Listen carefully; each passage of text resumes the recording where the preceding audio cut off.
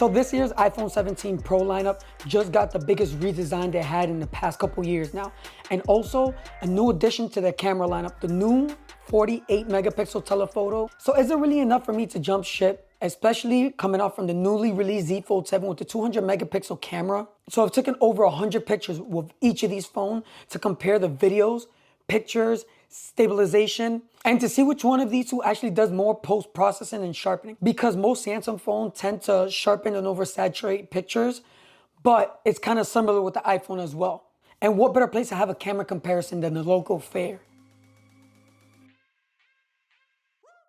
What's up YouTube? Just a quick disclaimer before we start this camera comparison. None of these devices were sent to me. I purchased both of these devices, so the product maker has no editorial input or outcome to this camera comparison. So with that being said, let's get back to the video.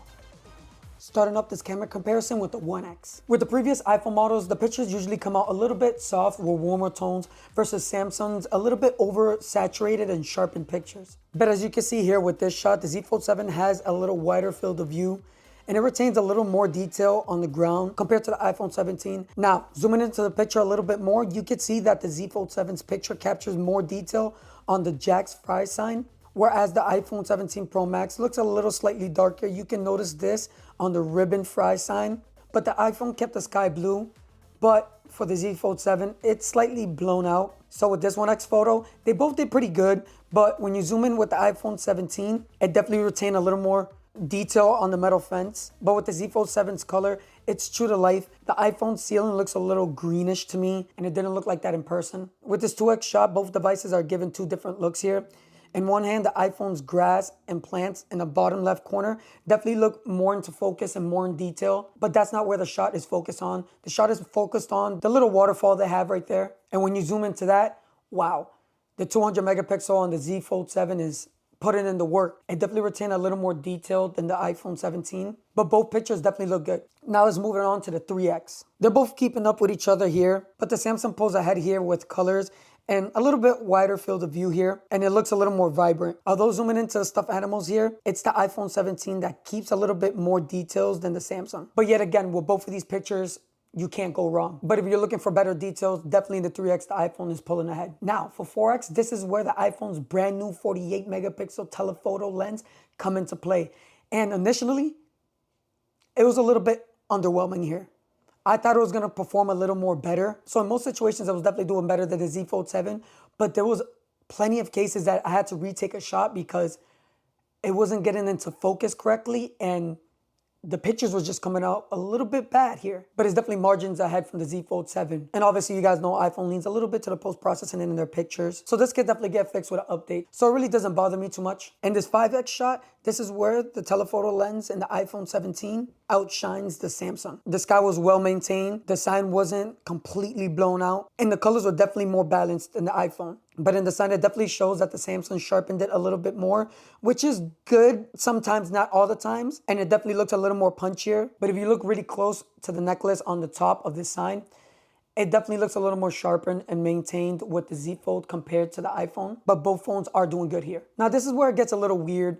The 8X on both phones, they're not good most of the times. And the Samsung pulls a little bit ahead here because with the iPhone, it comes out a little clay looking. And same thing with the Z Fold 7.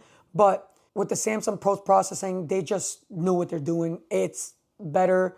You could definitely zoom a little more further with the Z Fold 7. But looking through the pictures, they're not great. Now let's get up close and personal. And I'm talking about the macro shots. So both of these phones are pulling almost identical pictures here. So with this picture of the dandelion, they both captured beautifully sharpened pictures here. They both focused really close without losing any detail. You guys let me know with this shot. Check it out.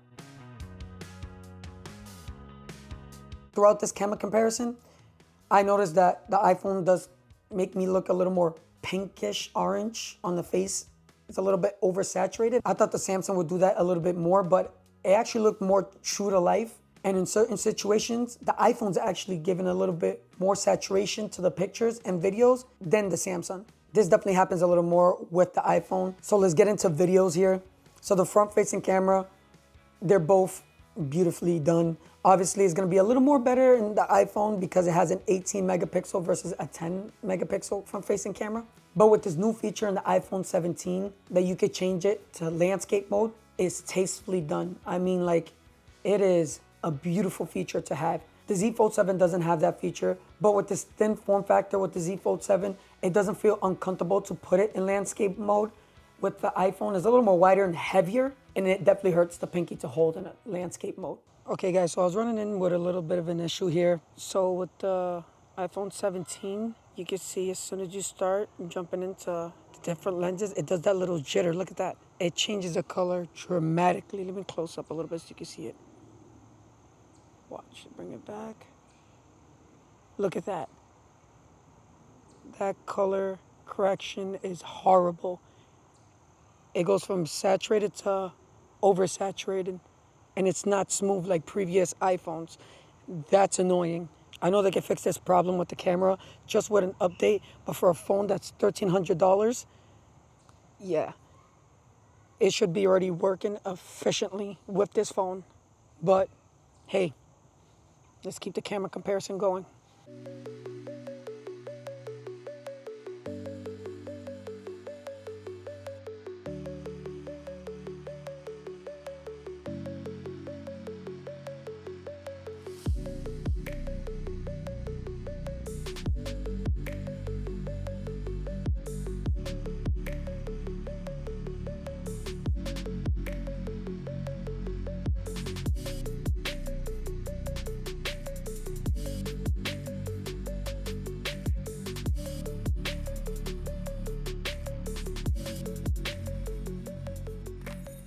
So one thing I realized with both of these devices, is that when it comes to the Z Fold 7 compared to the iPhone 17 Pro Max, is that the anti-reflective coating is not great on the iPhone. But when it comes to the Galaxy, I mean, it handles it beautifully. Look at that, like, look at that. Let me focus it onto it. Look at that. But when you go to the iPhone, yeah, it does not handle that good. But I mean, you can apply a screen protector and anti-reflective coating that you could get online on Amazon, probably like $5-10. But that's something I thought was gonna be better with the iPhone. I mean, better luck next year. And if you like to keep up to date with everything buzzing in the world of tech, give this video a like and definitely subscribe if you guys haven't yet, and turn on the notification bell so you guys can be notified as soon as I post a new video. Back to the comparison. So let's get into flaring a little bit. The Z Fold 7 definitely handles flaring way better than the iPhone. I mean, there is no comparison. The flares that comes out from the iPhone 17, it's pretty terrible. I thought it would be a little bit well handled or maintained, and that's not the case. The Z Fold 7 is actually doing better than the iPhone 17.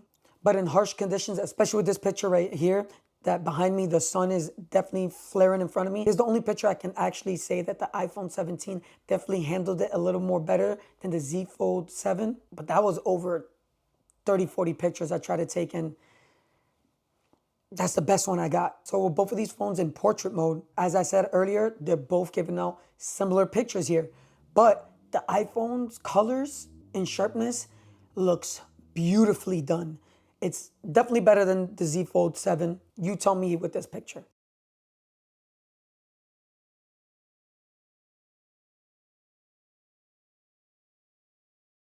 So let's get into low light photography and videos. So with the front facing camera, both of these phones do bad at night. The iPhone definitely looks a little more better, but the back of this video definitely flickers a little weird to me. It's not in focus.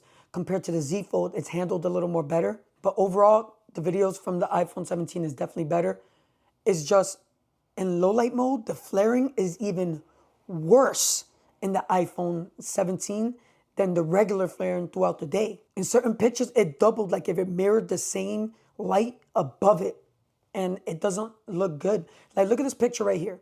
You tell me this building right here compared to the Z Fold 7, which one looks better? Definitely looks a little bit that the iPhone 17 looks better, but when you zoom in, what happened to these trees here? Like, that processing is horrible with this iPhone. Look at these blue tones next to these pillars here. It looks bad. And here's a couple more shots and videos so you guys can see the difference from the iPhone and the Samsung, and you guys tell me which one you guys prefer in the comments below.